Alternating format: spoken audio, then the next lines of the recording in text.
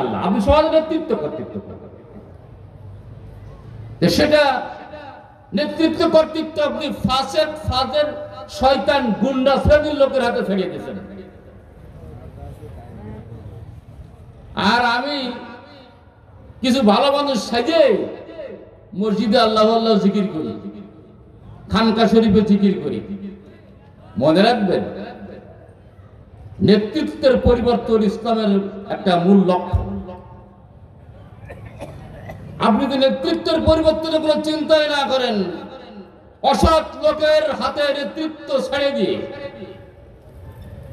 সকল প্রকারের খারাপির সাইলাবি চালিয়ে যাওয়ার অনুমতি দিয়ে আপনি নিরিবিলি বসে থাকবেন, ঈমান কোথায়? না বুঝে 2-4 রাকাত নামাজ পড়বেন, নামাজে কি পড়লেন তাও তো জানেন,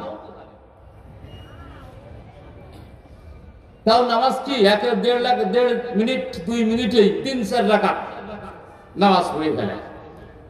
না বুঝে কি বললেন আপনি আল্লাহর কাছে, তাও তো খেয়াল করছেন। আল্লাহ বাইয়া হারামান রিবা, আল্লাহ সুদকে হারাম করেছেন, ব্যবসাকে হালাল করেছেন।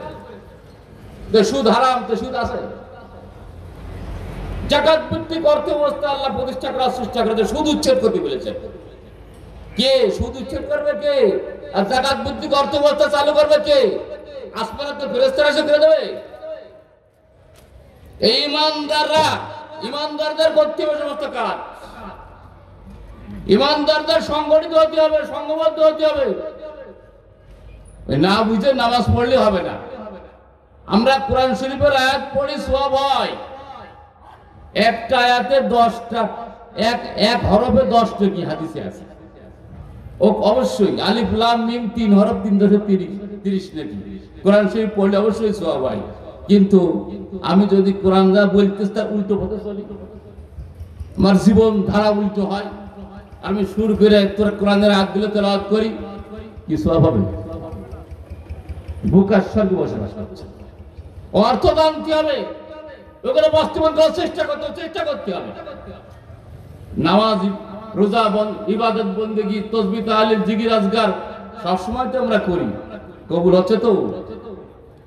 ইন্নাল্লাহা ইউহিব্বুল লাযিনা ইউকাতিলুনা ফি সাবিলিহি সাফফান কাআন্নাকুম বুনিয়ানুম মারসুস।